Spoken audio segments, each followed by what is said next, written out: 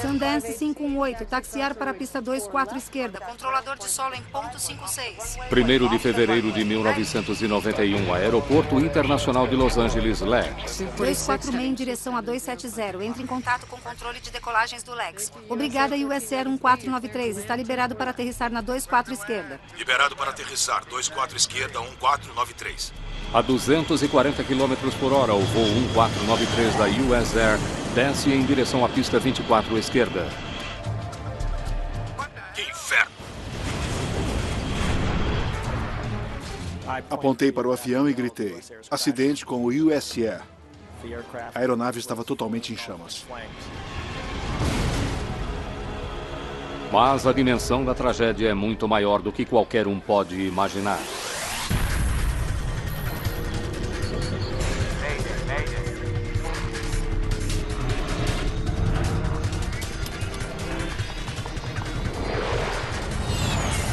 Mayday, desastres aéreos. Esta é uma história real, baseada em relatórios oficiais e relatos de testemunhas. Pouso fora de controle. Em um dos aeroportos mais movimentados do mundo, um Boeing 737 acaba de ser tomado por chamas após a aterrissagem. O que se imaginava na torre de controle era que estávamos em 1991, uma das primeiras noites da Primeira Guerra do Golfo, e o que mais passava pela nossa cabeça era que talvez uma bomba tivesse explodido na aeronave. À medida que os bombeiros controlam o fogo, as equipes de resgate começam a procurar por sobreviventes. 5 minutos após o acidente, recebemos um telefonema de um veículo de emergência. Entre os destroços, eles haviam feito uma descoberta alarmante e que irá forçar todos os envolvidos a reexaminar cada detalhe dos últimos 15 minutos. 15 minutos antes.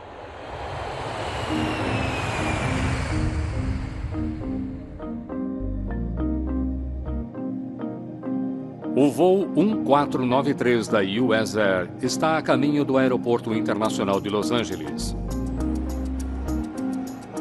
O LAX é um ponto central para viajantes internacionais. Confirmando a aproximação visual para o voo 1493 da US Air, 24 esquerda. Correto, 1493 US Air.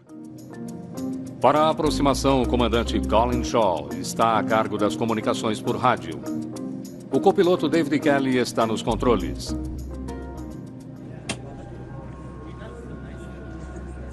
Com 89 passageiros a bordo, o voo não está totalmente cheio. Eu havia estado em viagem de negócios em Columbus, Ohio. Saí das reuniões, fui para o aeroporto de Columbus e peguei um voo da US Air direto para Los Angeles. Eu havia planejado uma série de coisas interessantes para aquele final de semana. US Air 1493. Aumente sua descida para 4.000 tanto quanto possível. Haverá tráfego acima de você ao sul. À medida que o Boeing 737 se aproxima de Los Angeles, o controlador a cargo da aproximação diz aos pilotos que façam uma descida rápida. Eles precisarão se distanciar de um voo que irá passar acima deles. Ok, aumentando para 4.000 US Air 1493. Aterrissar no LAX pode ser um desafio para os pilotos. O espaço aéreo em torno do aeroporto é muitas vezes congestionado. Em média, um avião chega ou sai a cada 50 segundos. Cada uma das 4 pistas tem aviões decolando e aterrissando.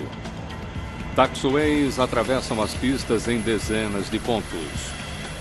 O aeroporto pode ser um labirinto de paradas e pontos de partida para os pilotos que seguem as instruções emitidas pelos controladores. Está vendo o lado esquerdo? Sim. Estamos fora de 4.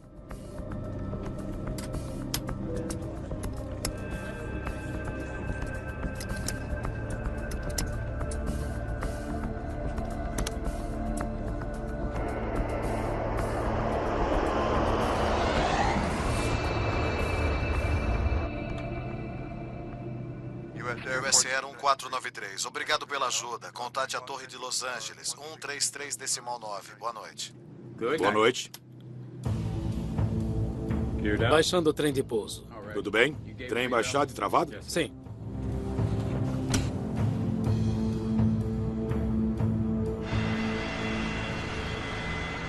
No 12º andar da torre, os controladores têm uma visão aérea do tráfego que chega e sai do aeroporto. Era uma noite movimentada, havia muitos aviões, inúmeros pousos e decolagens durante aquele período da noite. Por isso, era um dia típico. Elliot Brand é o controlador encarregado de autorização de tráfego. A principal função do controlador encarregado de autorização de tráfego é passar aos pilotos as rotas de voo e os planos de voo. À medida que essas informações são emitidas pelo computador, uma tira de voo é impressa. Então você tem um pedaço de papel com o call sign, o tipo de aeronave e a rota do voo. Eu passo a informação ao piloto e depois passo as tiras, as informações de voo para o próximo controlador. Brand partilha as informações de voo com 4 outros controladores. 2 controladores em terra que lidam com aviões que se deslocam entre os portões e as pistas. E 2 controladores locais, responsáveis por aviões que estão decolando e aterrissando. Hoje à noite, a controladora local Robin Washer está supervisionando as 2 pistas ao norte do aeroporto, a 24 direita e a 24 esquerda. Ela usa as tiras de voo para acompanhar os voos que decolam e aterrissam. USR 23, mantenha a posição na pista 24 à esquerda. Mantendo posição 24 à esquerda, USR 23. 49740 Eco. 246, continua na 47? 246, afirmativo. Tudo bem, você é o próximo. SkyWest 569, taxiar e aguardar na pista 24 à esquerda. Entendido.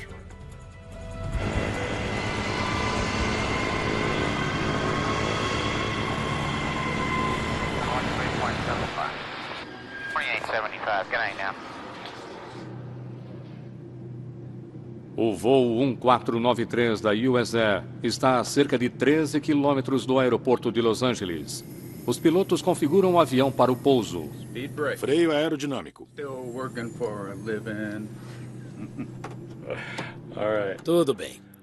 Flaps em 1. Flaps. Agora os pilotos contatam a torre no aeroporto para obter instruções de pouso. USR 1493 em Roma. Wing 5006, solo, torre. Robin Washer está ocupada com outros aviões. Ela não responde à chamada deles por rádio. SkyWest 569, faça o taxiamento para a posição e aguarde na pista 24 esquerda. Haverá tráfego atravessando a pista. Ok, 24 esquerda, mantendo posição. SkyWest 569. Wings West 5006, torre. 2166 fazendo aproximação. 164.5. 30. Luz verde. Ah, espera. Trem de pouso. Flaps. Aterrissagem aguardando autorização. A apenas 6 quilômetros do aeroporto, o jato da US Air ainda não recebeu autorização para aterrissar.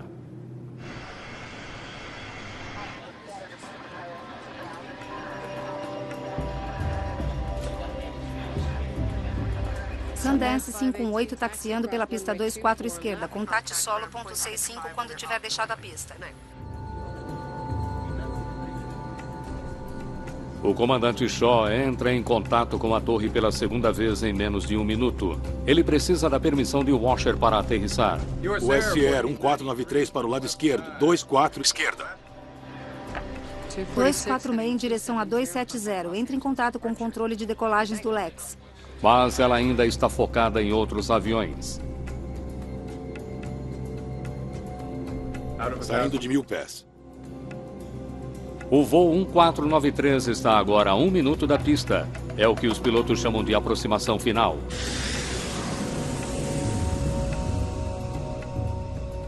Às vezes, devido a outras prioridades, uma aeronave não recebe autorização de pouso, senão em aproximação final.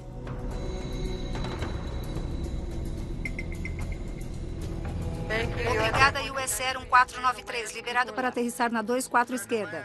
Autorização para aterrissar 24 à esquerda, 1493.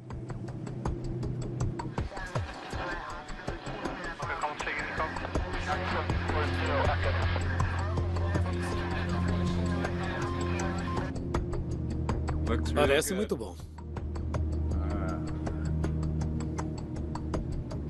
Você está saindo de 500.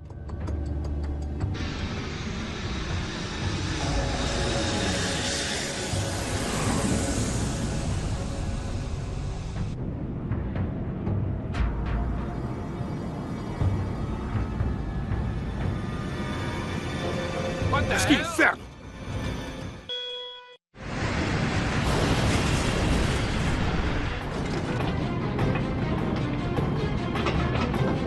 O 737 da US Air mal toca o solo e irrompe em chamas no Aeroporto Internacional de Los Angeles. Eu vi o US Air tocar o solo e, a meio do caminho, tendo percorrido um terço da pista na Taxiway 45, a aeronave foi totalmente envolta em chamas. A supervisora passou por mim para pegar o telefone e chamar os veículos de emergência. A bordo do voo, puro terror. Houve uma enorme sensação de trepidação. E havia uma extraordinária chuva de faíscas pela minha janela.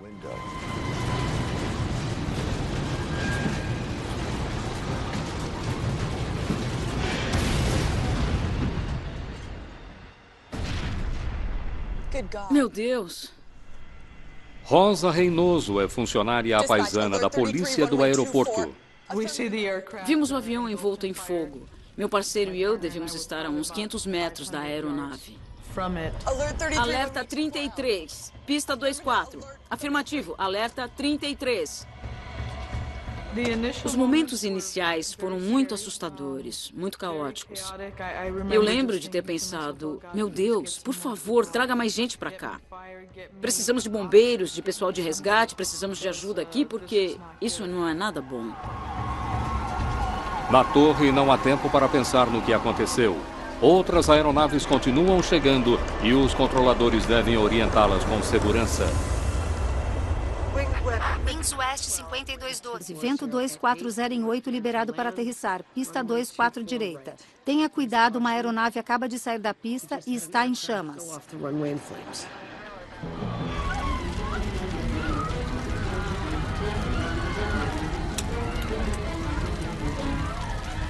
A cabine do voo 1493 está se enchendo de fumaça tóxica. Alguns passageiros correm para uma porta na parte traseira do avião. Eu devo ter caminhado por 7 ou 8 fileiras de assento e me vi diante de um grupo de passageiros em pé que não se movimentavam no corredor. Pensei comigo, deve haver uma abertura na parte da frente do avião que permitiu a entrada dessa enorme quantidade de fumaça tão rapidamente. Então eu fui até a parte da área do cockpit e havia um grande incêndio de ambos os lados do avião. Eu pensei, meu Deus, não há como sair deste avião. David, você está preso. Do lado de fora, alguns conseguiram sair do avião. Rosa Reynoso é a primeira da equipe de emergência a chegar ao local. O fogo era intenso, era realmente muito quente. Ele quase chegava a nos chamuscar. Ela precisa agir rapidamente para ajudar os passageiros a saírem dos destroços em chamas. Os passageiros tentavam escapar do avião pelas portas de emergência. No entanto, o fogo havia envolvido as portas. Portanto, algumas das pessoas que estavam bem haviam saltado para fora do avião e sobre o fogo. Em questão de minutos, mais equipes de resgate chegam ao local. A maioria está pulando por aquela porta. Algumas pessoas estavam em chamas. Algumas estavam arranhadas, com cortes. Outras estavam com as pernas quebradas. Foi muito traumático. E acho que você acaba fazendo o que tem de ser feito para tentar salvar aquelas pessoas. David Koch ainda está dentro do avião. De repente, eu vi uma fenda de luz. E, meu Deus, aquilo foi um milagre. E a fenda aumentou. E de repente eu percebi que eu tinha aberto a porta da galley. Mas agora ele enfrenta outro obstáculo. Ele não consegue sequer enxergar o chão através do fogo e da fumaça. Eu disse para mim mesmo que se dane e saltei para fora do avião. Caí no chão e então comecei a rastejar para longe da aeronave. Eu me sentia tremendamente culpado. Por que eu não havia voltado para o avião e dito, sigam-me? Acho que se eu tivesse voltado para a cabine, eu poderia ter desmaiado, caído no chão e morrido. E foi assim que eu consegui lidar com o fato de eu ter saído, mas não ter ajudado ninguém a sair.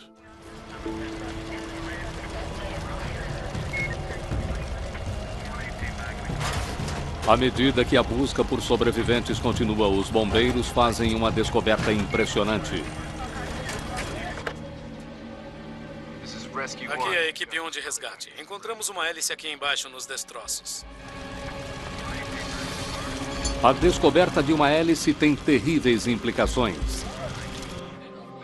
Há 2 aviões aqui.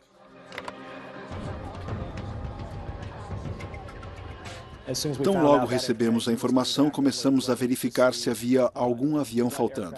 Começamos a verificar as tiras de voo de aviões que já tinham decolado e aqueles que ainda estavam aguardando.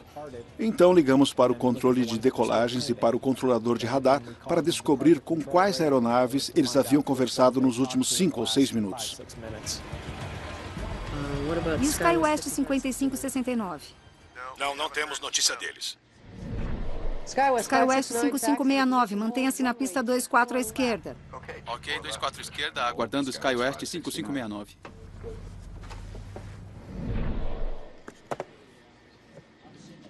Funcionários conseguem localizar todas as aeronaves, exceto a SkyWest 5569, um Fairchild Metroliner que partiria para Palmdale, Califórnia.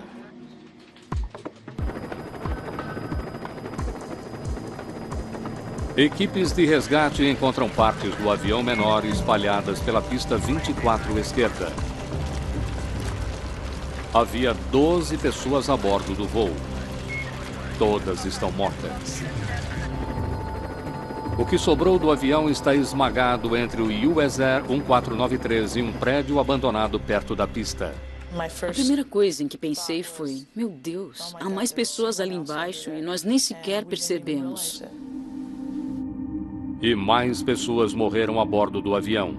20 pessoas estão mortas. 2 outras estão mortalmente feridas. O copiloto Kelly sobreviveu, mas não o comandante Shaw. O desastre coloca o aeroporto Lex sob os holofotes da mídia. As pistas dos Estados Unidos, segundo os pilotos da nação, são a parte mais perigosa do voo. Nos meses e anos que antecederam o acidente, o aumento do tráfego se tornava uma preocupação de segurança no Aeroporto Internacional de Los Angeles. É o local de maior número de quase acidentes. 33 colisões quase chegaram a ocorrer ao longo dos últimos 4 anos, o que significa uma a cada 1 mês e meio. O acidente confirma a necessidade de se tratar de problemas de segurança. O Comitê Nacional de Segurança dos Transportes envia uma equipe até Los Angeles para uma investigação. A cena era terrível. A parte dianteira do avião, do lado do comandante, havia se chocado contra o edifício. E com uma verificação mais detalhada, era possível ver partes de outra aeronave por baixo do avião. Investigadores concluem que os 2 aviões se chocaram em um cruzamento na pista 24 esquerda. O acidente mostrava que havia 2 aviões na pista ao mesmo tempo. A pista estava ocupada. E aquilo é algo que nunca deveria acontecer quando uma autorização de aterrissagem é concedida. A redução de colisões em pistas americanas é uma prioridade para os investigadores do NTSB. Incursões em pista estavam na lista dos problemas mais graves a serem tratados desde 1990 aqui no Comitê de Segurança. E essa é uma grande preocupação para a indústria como um todo. Uma incursão em pista é quando um objeto inadequado está em uma pista que será usada para decolagem ou aterrissagem.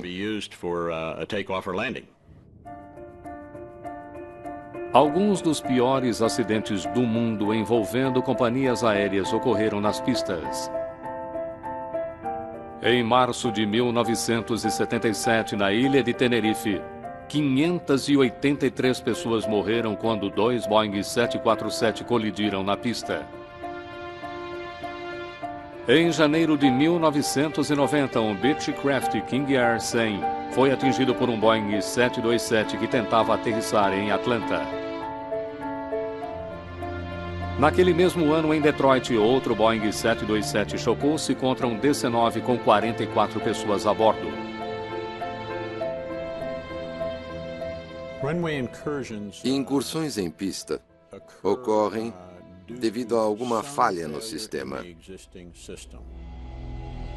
Alguma coisa aconteceu.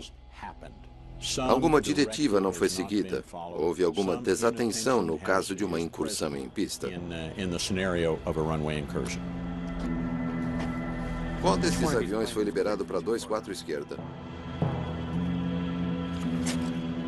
Investigadores precisam descobrir por que havia 2 aviões na pista 24 esquerda ao mesmo tempo. Um dos principais objetivos era tentar descobrir imediatamente que erro havia permitido que aquilo ocorresse. Parte dessa resposta pode estar em meio aos destroços. Entretanto, 24 horas após o acidente, a investigação está praticamente parada. Há muito combustível a bordo do 737. Verificar os destroços seria perigoso. O avião tinha cerca de 4.000 litros de combustível a bordo. Quanto tempo isso vai levar? Passaram o sábado retirando o combustível das aeronaves. Um processo bastante lento. Foi preciso quase um dia inteiro para que o corpo de bombeiros pudesse declarar que o local era seguro. Com partes do avião por todo o aeroporto, o LAX está funcionando com metade da sua capacidade. 2 das 4 pistas estão fechadas. Isso está causando caos para os viajantes. Quando a equipe do NTSB finalmente tem acesso aos destroços, há uma enorme pressão para que ajam rapidamente. Eles devem reunir todas as informações de que precisam para que o aeroporto possa ser totalmente reaberto. A investigação tem 2 objetivos. Eles precisam descobrir o que causou a colisão e também querem saber por que tantos passageiros ficaram presos e morreram na aeronave em chamas. Não tínhamos certeza do que tinha acontecido, não tínhamos uma gravação do acidente, mas havia algumas altercações com pessoas tentando passar à frente de outras pessoas. Tornando a situação ainda pior, uma das portas de saída de emergência está dentro do avião, bloqueando parcialmente a saída. Se você seguir as instruções no cartão de saída, ele lhe dirá para abrir aquela saída. Isso não ocorreu. Eu diria que a saída à direita sobre a asa estava parcialmente obstruída por aquela grande porta. O NTSB conclui que um número reduzido de portas de saída tornou impossível a saída de muitos dos passageiros. Sem terem como sair, eles foram envoltos pela fumaça tóxica que encheu a cabine. Enquanto alguns investigadores analisam os destroços no local do acidente, outros se concentram no controle de tráfego aéreo. Em primeiro lugar, verificamos a questão da comunicação. Em seguida, como haviam sido os procedimentos dentro das instalações, como haviam sido colocados em prática e então se haviam sido realmente seguidos. Em busca de mais informações, o NTSB recolhe as fitas de comunicação dos controladores com os aviões. Investigadores se perguntam quais teriam sido as instruções dadas aos pilotos nos momentos que antecederam o acidente. Eles também querem saber o que os tripulantes estavam dizendo durante aqueles segundos cruciais. Será que os pilotos haviam seguido as instruções? Os gravadores de voz da cabine devem lhes fornecer a resposta.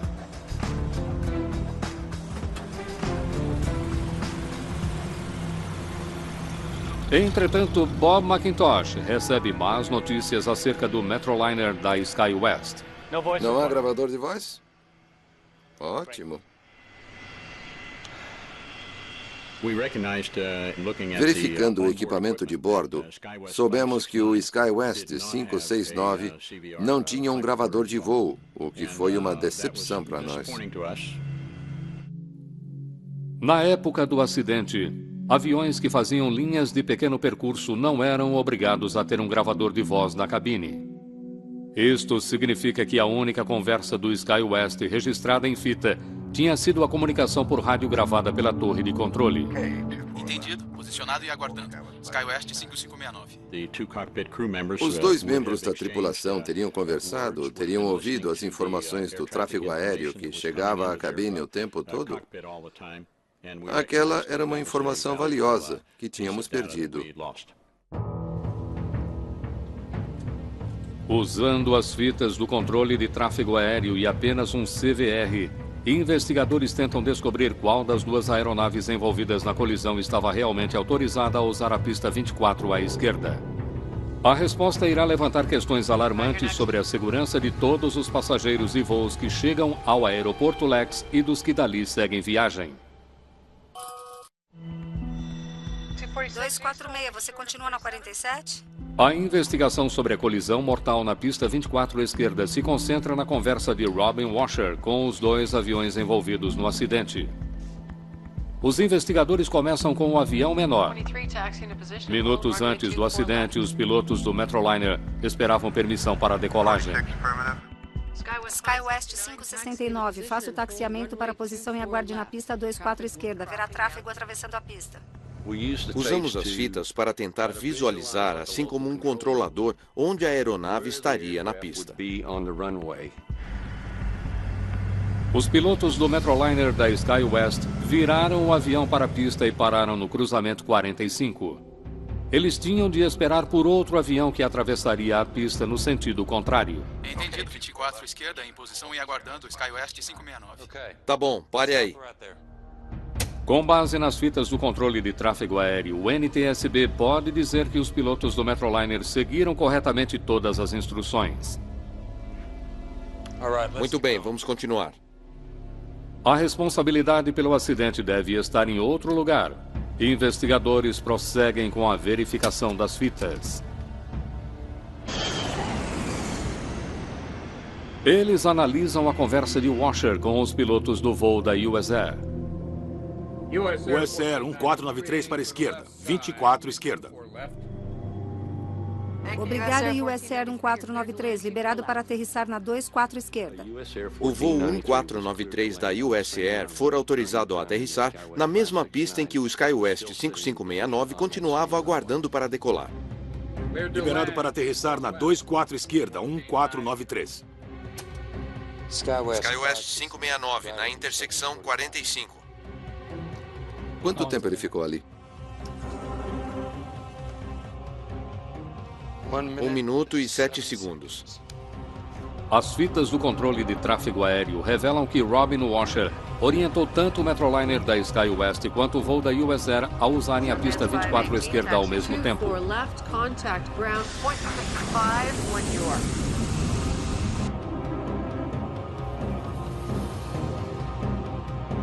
Mas que inferno!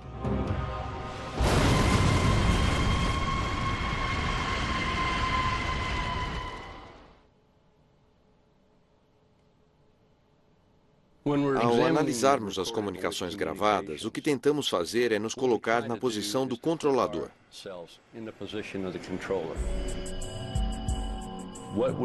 O que teria visto, ouvido, o que teria feito? Investigadores precisam saber o que Robin Washer estava fazendo no momento do acidente. Eles verificam os outros voos que ela controlava. Wings West 5006, taxiamento pela pista 24 esquerda. Eles descobrem que momentos antes da colisão, Washer começou a perder o controle de alguns daqueles voos. Isso é para Philippine 102? Não, senhor, aguarde. Wings West 5006, faça o taxiamento pela pista 24 esquerda. Wings West 5006 era um avião que estava no lado norte da pista 24 esquerda, querendo atravessar para o lado sul. Wings West 5006 solo, torre. E quando ela estava pronta para fazer a aeronave atravessar, a tripulação não respondeu. Washer passou quase um minuto inteiro de seu tempo tentando restabelecer contato por rádio com o avião atravessando a pista. Posso ouvir o resto daquela conversa?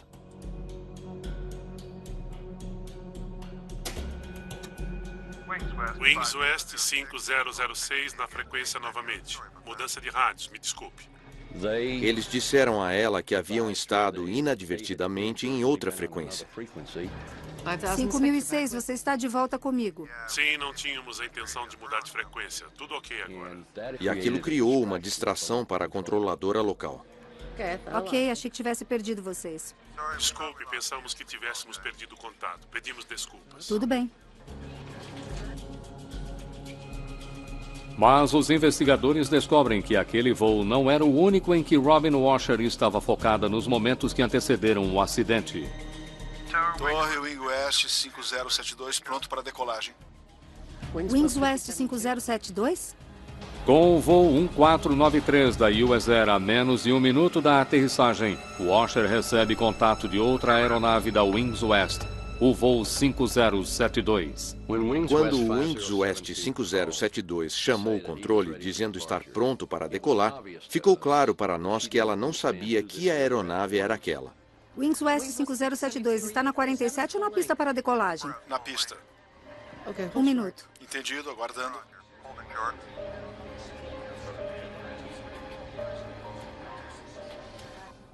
Investigadores precisam ouvir a própria Washer.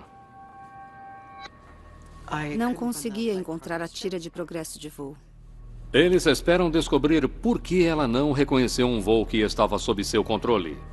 Eu não conseguia encontrar a tira, por isso eu pedi ajuda à minha supervisora. Frantita, preciso de uma tira do voo 5072 da Wings West.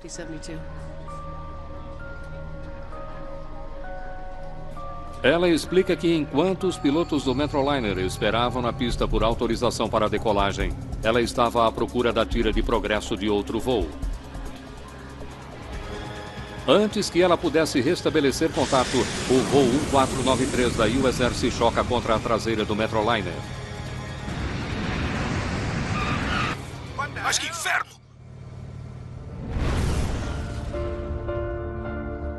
Agora, os investigadores do NTSB sabem que uma falha humana teve um papel crucial na colisão no aeroporto LAX.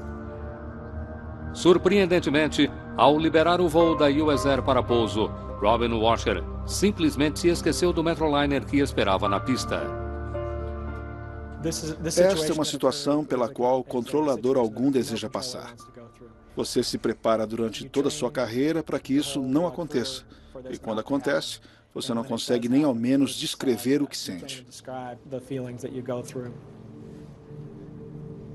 Uma situação como esta poderia acontecer a qualquer um. Somos todos humanos. Após o acidente, Washer deixou o LAX e nunca mais trabalhou como controladora de tráfego aéreo. Entretanto, os investigadores acreditam que é provável que existam mais causas para esse acidente fatal além da falha de uma pessoa. Toda vez que se faz uma investigação, é fácil apontar e culpar alguém. O que se deseja responder é: por que isso ocorreu e o que podemos fazer para evitar que ocorra outra vez? Respostas a estas questões começam a surgir quando o NTSB examina a rotina diária na torre de controle durante as semanas que antecederam o acidente. É uma daquelas situações em que você não sabe que tem um problema até que ele de fato acontece. O que se descobre é que outra catástrofe fora evitada por pouco 7 meses antes daquela colisão. Um DC-10 que aterrissava passou muito próximo de um Airbus que esperava na pista para decolar no aeroporto LAX. O aeroporto LAX sempre foi conhecido como um dos aeroportos com mais incursões em pista, e mudanças já deveriam ter sido feitas. Controladores do Lex apresentaram uma documentação mostrando que logo após aquele quase acidente, eles haviam alertado as autoridades para o fato de que a torre de controle estava com pessoal insuficiente. Eles também explicavam que os controladores não conseguiam enxergar as regiões ao redor da pista norte porque sua visão era obstruída por um poste de iluminação.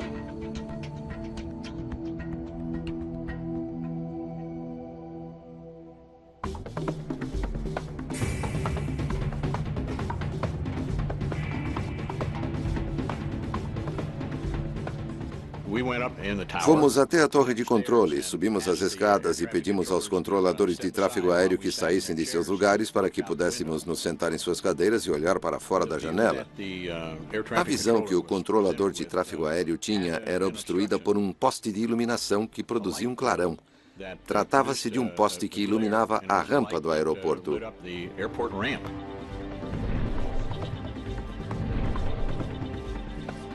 Robin Washer pode não ter conseguido ver o Metroliner da SkyWest enquanto ele esperava na pista.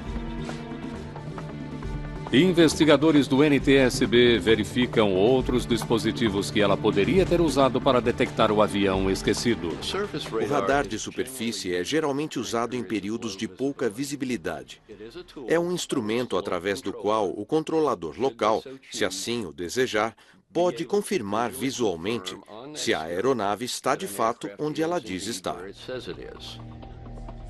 O radar de solo exibe todas as aeronaves e veículos em terra que se deslocam pelo aeroporto.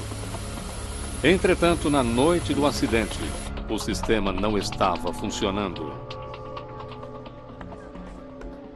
Estão aguardando, correto, senhor? Sim, estamos aguardando. Ele estava constantemente fora de serviço, em uso, fora de serviço, em uso, e dava à direção do aeroporto muitos problemas.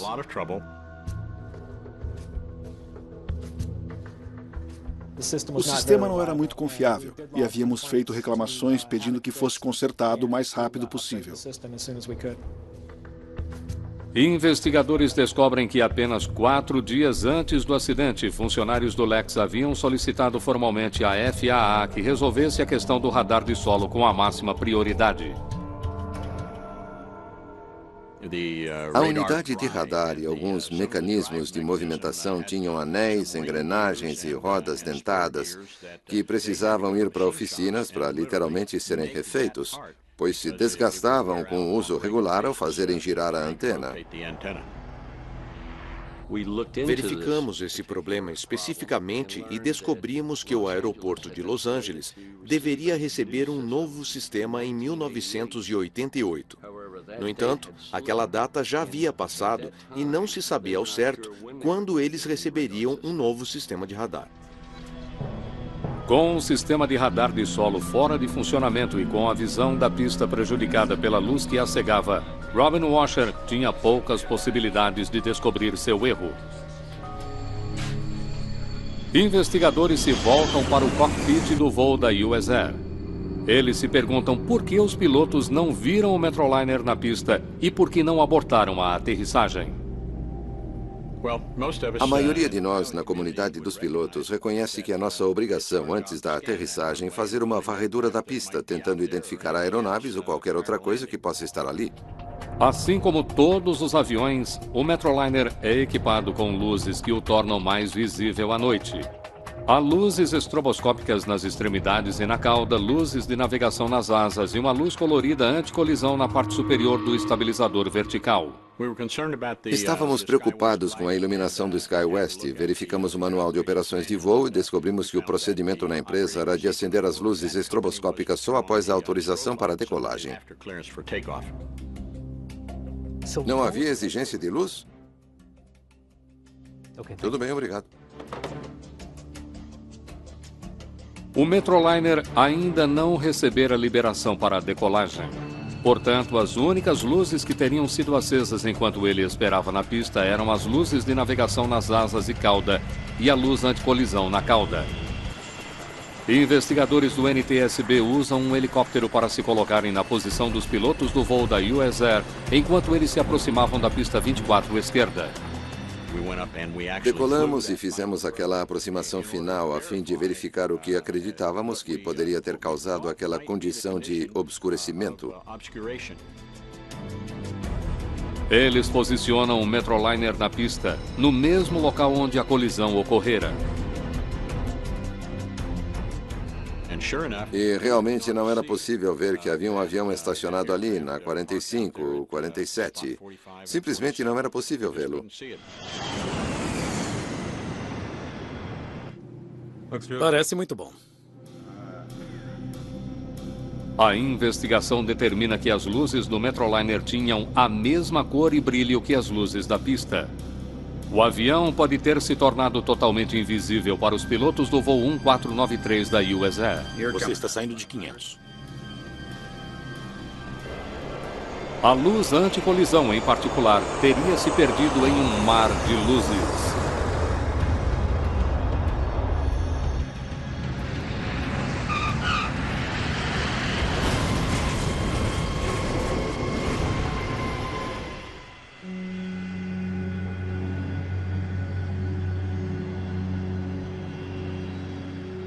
Quando o Comitê Nacional de Segurança do Transporte divulga seu relatório, ele estabelece erro do controlador como uma das causas da colisão na pista.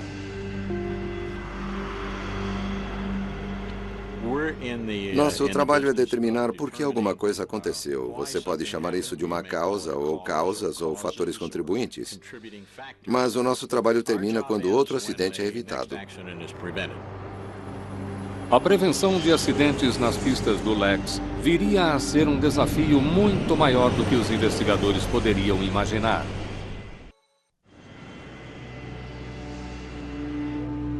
A colisão entre o voo 1493 da US Air e um Metroliner da SkyWest alarma o público. O acidente parece provar que os controladores não conseguem mais lidar com segurança com o aumento do tráfego no Aeroporto Internacional de Los Angeles. A investigação do NTSB aponta para a falha de Robin Washer em manter sua atenção focada nos voos sob seu controle como uma das causas do acidente.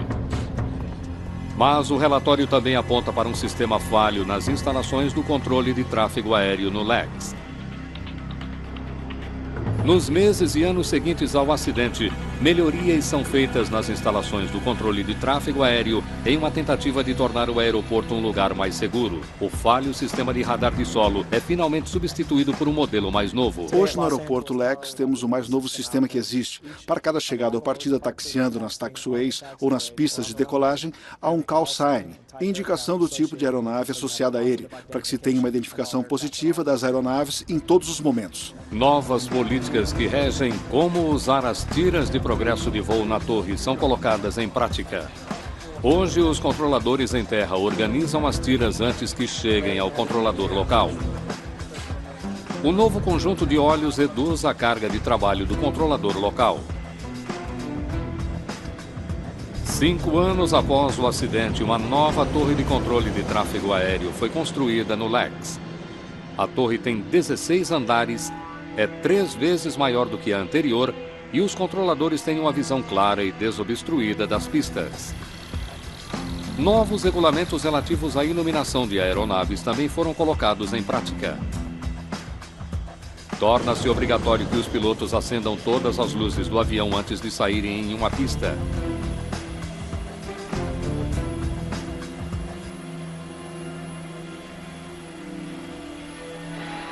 Porém, apesar das melhorias, a taxa de incursões em pista no LEX continua aumentando. Ao longo dos anos 90 e até mesmo nos anos de 2000, eu diria que o LEX certamente foi um dos piores aeroportos que tivemos, em termos de número de incursões. 10 anos após o acidente, incursões mais graves em pistas estavam acontecendo no LEX, mais do que em qualquer outro aeroporto nos Estados Unidos. Eles tinham incursões em pista na casa de 2 dígitos e graves incursões em pista quase todos os anos. Na verdade, em 2007, eles realmente tiveram 21 incursões. Em uma tentativa de reduzir o problema de uma vez por todas, a Agência Federal de Aviação começou a trabalhar em um novo sistema de luzes na pista para distinguir os aviões em terra. O sistema de luzes de condições da pista é uma série de dispositivos de iluminação de entrada de pista, que colocamos em taxiways, ou iluminação de espera de decolagem, que colocamos na própria pista. O sistema é totalmente automático. Ele usa uma série de luzes vermelhas embutidas nas pistas e taxiways. As luzes alertam os pilotos no caso de tráfego conflitante. Se as luzes de condições na pista ficam vermelhas, isso diz ao piloto ou a um condutor de veículo que não é seguro atravessar ou entrar naquela pista. E ela é acionada quando há aeronaves pousando ou decolando, quando há outras aeronaves na pista. As luzes de condições na pista parecem ser um dos sistemas mais eficazes que temos para impedir incursões em pista, e certamente incursões graves. Em abril de 2009, a tecnologia foi instalada no Aeroporto Internacional de Los Angeles. Protótipos do sistema também foram instalados em Dallas, Fort Worth e San Diego. Até 2011, as luzes de condições na pista serão um elemento-chave em dezenas de aeroportos em todos os Estados Unidos. O equipamento que está sendo usado hoje é muito melhor do que o que se utilizava em 1991. Ele foi aperfeiçoado, é muito mais confiável e dá aos controladores as ferramentas de que precisam para se certificarem de que as pistas estão livres, além de manter as aeronaves em movimento. Embora a nova tecnologia nunca possa garantir 100% de segurança, as melhorias no aeroporto LAX devolveram a confiança do público no aeroporto, mesmo entre aqueles que sobreviveram ao voo 1493. Eu passei alguns dias na UTI do hospital local e tive pesadelos por um bom tempo depois que saí do hospital. Mas hoje estou bem e não tenho nenhum problema em pegar um avião e voar. Eu confio bastante no sistema de transporte aéreo. Versão